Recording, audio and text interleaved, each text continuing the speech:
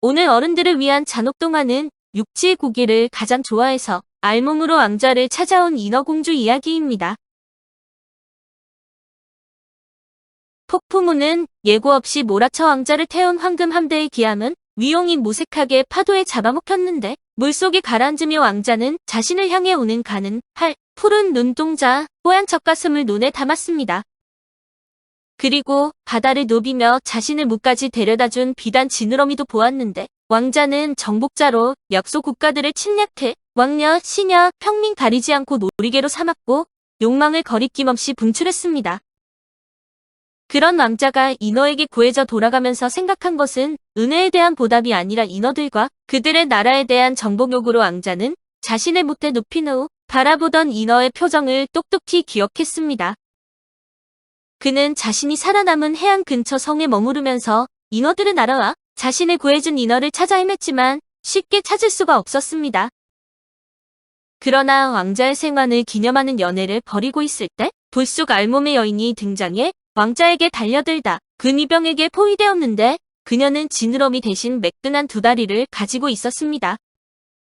하지만 왕자는 푸른 눈동자와 눈빛으로 그녀가 그날 밤의 인어임을 눈치챘는데 그 자리에는 자신과 결혼할 공주가 있었기 때문에 감정을 감추고 표정을 가다듬었습니다. 다리를 얻은 인어의 몸은 지나치게 성숙하거나 아주 미숙했는데 물결에 따라 흔들렸을 가슴과 오목하게 들어간 배꼽, 잘록한 허리, 솜털이 돋은 체인 보송한 사타구니가 드러나 있었습니다. 무엄하도다. 내 신분을 밝혀라. 인어의 입은 아가미처럼 뻐끔뻐끔 공기를 내뱉기만 할 뿐 어떤 말도 만들어내지 못했다. 인어는 울먹이며 왕자를 바라보았다. 진주처럼 반짝이는 눈에 눈물이 고여 있었다. 성대를 사용해 소리내는 법을 몰라서인지 답답하고 고통스러워 보였다. 그 모습의 왕자는 캐제를 불렀다. 이토록 탐스러운데 말까지 못한다니 어느 여자보다 순종적일 것이 분명했다. 두 나라가 연을 맺는 귀한 연애를 방해했으니 합당한 처벌이 필요하겠죠? 이웃나라 공주의 말에 근위병이 고개를 끄덕였다. 근위병이 거친 손길로 인어를 연회장에서 끌어내려고 할 때 왕자가 말했다. 오늘처럼 기쁜 날 불미스러운 일이 일어나서야 되겠습니까? 어쩌다 흘러들어온 벙어리인가 본데 자비를 베풀어 먹을 것을 주고 내쫓는 것이 어떻겠는지요? 왕자의 말에 근위병이 인어를 놓아주었고 참석한 귀족들은 왕자의 인품을 칭찬했는데 왕자는 근처의 하인에게 그녀를 자기 방으로 들이라고 속삭였습니다. 그날 밤 왕자의 침실의 향유로 몸을 씻은 인어가 들어왔고 왕자는 흡족한 마음으로 인어에게 다가갔고 두려움에 떠는 인어의 몸을 찬찬히 쓰다듬으며 침대에 조심스레 눕혔습니다. 인어는 왕자가 이끄는 대로 순순히 따랐는데 왕자는 봉긋한 가슴부터 공략해 생크림을 먹듯 부드럽게 핥기도 하고 연분홍색 유두를 손가락으로 유린하기도 했습니다. 인어는 모든 것이 처음인 듯 혀와 손이 닿으면 움찔거리며 흐뭇한 반응을 보였는데 왕자가 사타구니를 탐닉하기 시작하자 인어는 온몸을 떨며 흥분했습니다. 왕자는 거침없이 인어를 유린했고 인어는 첫 경험의 아픔을 느끼는 듯하면서도 온몸이 달아올라 왕자를 꽉 잡고 매달렸는데 이날 이후 왕자는 인어와의 잠자리를 하루도 거르지 않았습니다. 왕자는 순종적인 인어를 쉴 새 없이 흥분시켰고 인어의 사타구니는 말을 틈이 없었는데 잠자리가 익숙해진 인어는 먼저 왕자에게 달려들기도 했고 날이 갈수록 왕자를 더 만족시켰습니다. 그리고 왕자는 어떻게 하면 인어와 공주를 둘 다 취할 수 있을까 생각하면서 낮이면 이웃나라 공주와 화친과 결혼에 관한 이야기를 나누었습니다. 왕자님, 듣고 계세요? 인어와의 지난밤을 생각하던 왕자가 황급히 고개를 돌렸다. 공주가 의아하다는 얼굴로 왕자를 바라보았다. 네, 듣고 있었습니다. 서명을 마친 공주가 왕자에게 기펜을 내밀었다. 양피지에는 화친과 결혼에 관한 내용이 쓰여 있었다. 왕자가 꿈에서도 바라던 일이 실현되는 순간이었다. 왕자가 서명을 마치자 공주가 환하게 웃으며 왕자의 손을 잡았다. 왕자님께서 생원하신 바다에서 결혼식을 치르고 싶어요. 왕자는 공주와의 첫날 밤을 그리며 고개를 끄덕였는데 온몸을 실크 드레스로 싸매고 있는 콧대 높은 공주를 눕힌다는 상상만으로도 아랫도리가 부풀어 올랐습니다. 결혼식은 두 나라의 귀빈들이 모여 식장을 빼곡히 채운 가운데 성대하게 치러졌는데 귀빈들이 모두 돌아가고 해가 저물자 왕자와 공주는 첫날 밤을 치를 별관으로 안내되었습니다. 공주가 몸을 씻으러 옆방으로 향했을 때 반대쪽에 난 작은 방문에서 문을 긁는 소리가 들려 열어보니 알몸에 천을 두른 인어가 서 있었는데 왕자는 근위병에게 인어를 별관에 가둬두라고 명령을 했었습니다.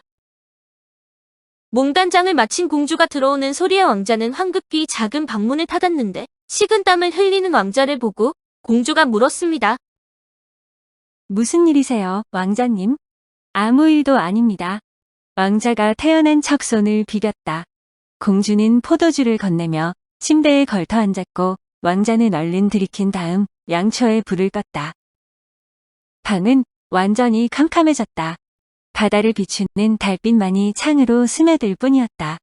왕자는 천천히 공주의 실크 로브 안에 손을 집어넣었다. 왕 목욕을 마친 공주에게서 장미꽃잎 냄새가 났다. 공주의 아래 꽃잎에서도 같은 냄새가 날까? 왕자가 피식 웃으며 가슴을 모아주려는 순간 공주가 말했다. 왕자님, 혹시 인어를 보신 적 있나요? 놀란 왕자의 얼굴이 딱딱하게 굳었다. 인어는 왜? 왕자가 얼버무리자 공주가 이야기를 이어갔다.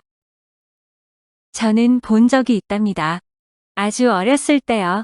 선상 위에서 열린 파티에 참석하고 있을 때였죠. 갑자기 바다가 일렁이더니 폭풍우가 몰아치기 시작했어요.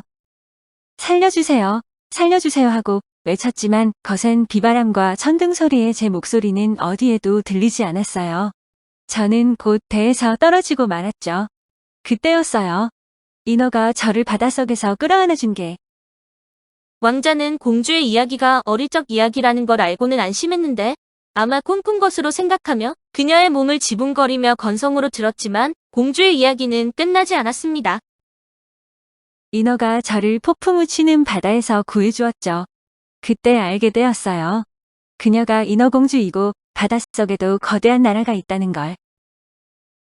왕자는 그 말을 듣고 정신을 차렸는데 공주가 자신과 똑같은 경험을 했다는 것을 깨닫고 혼란에 빠졌는데 그때 작은 방의 문이 끼익 열리며 인어가 걸어 들어왔습니다. 창가로 들어온 달빛이 인어를 비추고 인어의 손에 들린 예리한 단검이 달빛을 반사하며 요사스럽게 빛나고 있었습니다.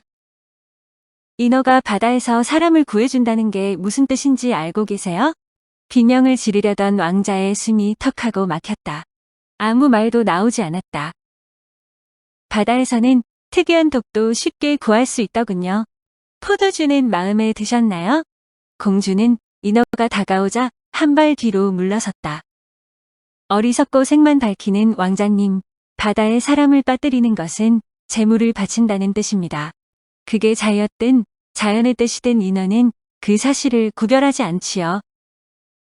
그리고 인어는 육지의 고기를 가장 좋아한답니다.